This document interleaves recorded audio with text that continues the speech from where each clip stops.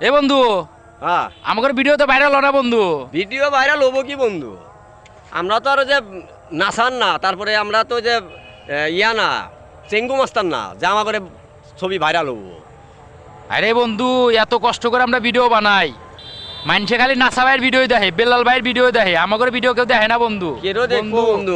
আমরা দুই আমাদের বন্ধু দুঃখ, কষ্টে আমাদের কষ্টে এত সুন্দর সুন্দর ভিডিও বানাই, কিন্তু আমাদের ভিডিও কেউ দেখে না ভাই।